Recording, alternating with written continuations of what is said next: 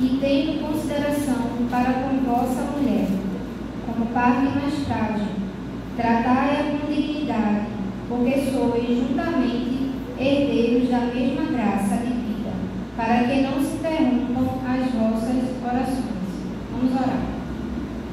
Meu Senhor e meu Deus, a Ti dou graças, Senhor, por esta noite, por essa oportunidade, Senhor, de trazer Tua palavra, Senhor. Que o Senhor cresça e eu diminua, Senhor, a cada momento, Senhor. E que o Senhor nos use, Senhor, a toda a igreja, para que possamos sair daqui melhores do que entramos, que possamos ouvir o que o Senhor quer que a gente escute hoje. Em nome do Senhor Jesus. Amém. A bênção comum do lar. O Senhor Deus, Ele nos convida, como família, né, a estar sempre em constante oração. E essa oração é o que faz a gente ter a afinidade com o Senhor, a harmonia do lar. Então, essas orações, elas devem ser não só do marido, nem só da esposa, mas de ambos. Que eles orem sempre juntos pela sua família. E essa dependência da resposta da oração do Senhor vem também de acordo com a harmonia do lar. Então, quando a gente está em oração com o Senhor e comunhão com o Senhor, no lar ele tem fraternidade, tem parceria, tem a cumplicidade, tem a paz, o amor. E isso nos mostra a nossa dependência total de Deus, né? A nossa dependência de estar em comunhão com o Senhor. O texto diz: marido, vós igualmente viveis a vida comum do lar. Quando Pedro ele traz a palavra igualmente, ele quer dizer que o marido deve viver a vida comum do lar igual à sua esposa. Não só a esposa, mas que o marido também tem essa responsabilidade de viver a vida comum do lar. E quando ele traz a palavra discernimento no texto, logo em seguida, ele diz: marido, vós igualmente viver a vida comum do lar com discernimento. A palavra discernimento, ela significa separar o certo do errado. Então, a gente pode abrir nossas Bíblias em 1 Coríntios, convido a igreja a abrir a Bíblia, em 1 Coríntios, capítulo 7, do 3 ao 5.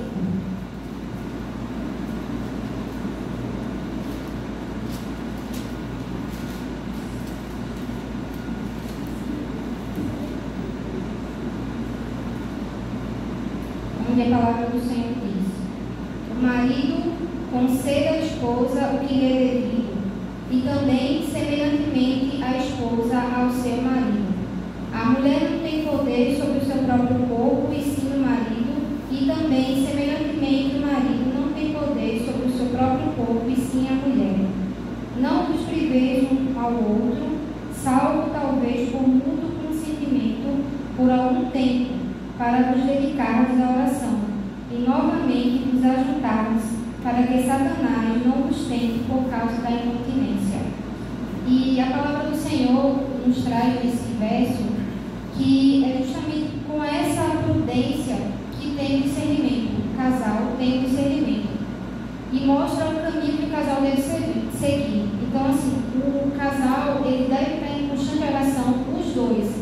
Nesse mesmo texto, ele fala semelhantemente para vos dedicares à oração. Então, esse tempo que a palavra do Senhor traz é justamente para dedicar à oração. Então, o Senhor sempre está nos trazendo a importância da oração no lar, que a prudência e os caminhos do Senhor no casal vai ser sempre através da oração.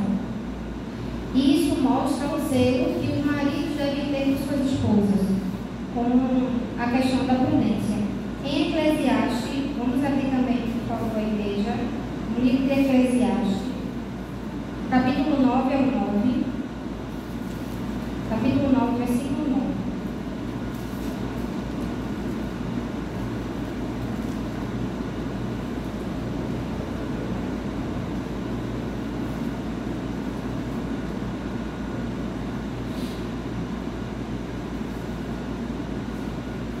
Que diz: goza a vida com a mulher que amas todos os dias da tua vida fugaz, os quais Deus te deu debaixo do sol, porque esta é a tua porção nesta vida vida, pelo trabalho com que defadigaste debaixo do sol. Então, o Senhor traz, o profeta Salomão traz esse conselho aos maridos. Ele trata a vida conjugal, o relacionamento entre marido e mulher como uma recompensa divina, jamais como um fardo, como um empecilho, como uma prisão, como algumas pessoas no mundo tratam, né? Mas esse selo do casamento que o Senhor traz através do profeta Salomão é uma recompensa, é um presente que Deus dá, não só às esposas, mas aos maridos também. E Cristo tem uma consideração muito grande com sua noiva, que é a igreja.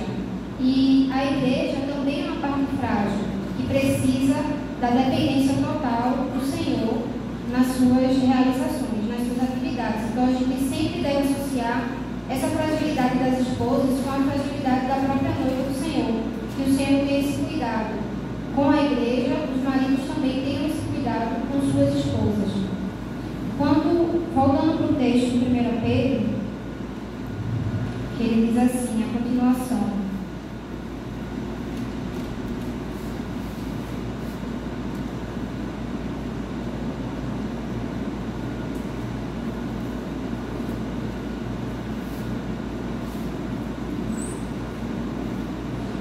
Ele fala, e tendo consideração para com a vossa mulher como parte mais frágil, tratai-a com dignidade, porque sois juntamente herdeiros da mesma graça de vida. Essa mensagem, herdeiros da mesma graça de vida, ele nos mostra que o casal ele é apenas uma carne, os dois são apenas um. Então, por isso que tem que ter essa união da oração, porque a bênção é para os dois. O casal ele está unido, tanto no casal ministerial como não ministerial, mas o casamento é um ministério, né, que o Senhor deixou. Então, nesse ser que o Senhor nos traz, a gente tem que saber que a comunhão é justamente porque a bênção é para os dois. E a gente pode associar esse texto às mudanças dos casais atuais, que as mulheres muitas vezes saem para ajudar o marido nas finanças, mas não deixando a frente do casamento, o governo, vamos dizer assim, do casamento, com os maridos. Elas continuam sendo a parte mais frágil e continuam sendo submissas, podemos dizer assim, como é uma ordenança do Senhor. E a gente pode ver um exemplo de mulher que a gente pode citar, que auxiliou muito no ministério do seu marido, é a Catarina Vambora, que ela é esposa de Lutero, primeiro-ministro e reformador da igreja. Se ela não tivesse auxiliado ele no trabalho, no ministério, a qual ele foi chamado, ele não teria tido o êxito que teve na história, que todos vocês conhecem, pois ela se dedicou a ajudar na obra e a reformar a igreja. Sendo assim, Lutero tinha uma grande consideração com sua esposa e admirava e respeito por ela. Continuando no texto, a gente vê que o Senhor fala para que não se interrompam as nossas orações. E aí finaliza o versículo. Quando Deus diz que o casal deve estar em constante oração, é para que eles se sintam protegidos pela graça divina.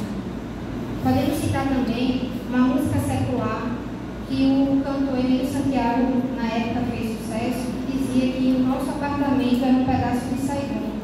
E quando a gente vai para a história, a gente vai se aprofundar, a gente vê que Saigon era uma cidade do Vietnã. E que lá, essa cidade foi atacada pela guerra e muitas pessoas, homens e mulheres, eles foram mortos brutalmente. Então, a gente imagina lá um pedaço de uma guerra, né? Porque um pedaço de Saigon seria uma guerra naquele lugar. E os casais, eles devem se esforçar para o ambiente que eles moram, que é o lar, ele traga essa paz do Senhor, essa imagem da igreja, a continuação da igreja. Como o pastor Armando falou, a gente tem que ser igreja aqui, em casa e aonde a gente for. E que as pessoas, quando forem para os nossos lares, elas sintam a presença de Deus e através dessa sintonia, né, que a gente vai demonstrar para os irmãos, muitas vezes não cristãos, o Senhor, as pessoas vão ouvir a palavra do Senhor e vão se achegar, né, para o Evangelho. É uma forma também de evangelizar. Quando a gente traz um casal para a nossa igreja, para a nossa casa, uma família, que não é cristão, e ele sente aquela sintonia do lar, a gente sabe que pode se achegar ao Senhor. Então, assim, para a gente finalizar essa mensagem de hoje, que o Senhor quis para a nossa igreja, encerrando, né, o mês da família hoje, dia 31, que as pessoas sintam, quando entrar nos nossos lares, a presença do Senhor, e que não só os lares de homem e mulher, casais e irmãs, que também já são viúvas, né, que não tem mais os seus esportes por aqui, mas que possam sentir essa sintonia. Como exemplo, uma vez eu e Luiz fui fazer uma visita a um casal que Luiz estudava com ele no seminário, hoje ele já terminou, e eu comentei com o Luiz: nossa, é um lugar tão assim, harmônico, um lugar de paz. Você sente quando a presença do Senhor está no lugar, né? E assim, que as pessoas sintam isso nos nossos lares, para que a gente possa não só falar, mas viver, né, a palavra do Senhor nos nossos dias, e até com os nossos filhos também, que a gente está evangelizando a cada dia os nossos filhos com nossos exemplos. Então, quando a gente não mostra isso para os nossos filhos, ele pode ser um filho que pode se desviar para o mundo. Então, o Senhor nos convida aos nossos lares serem uma casa de oração, né? Como a gente já viu até em filmes, a necessidade que a gente tem de trazer a igreja para dentro da nossa casa. E é isso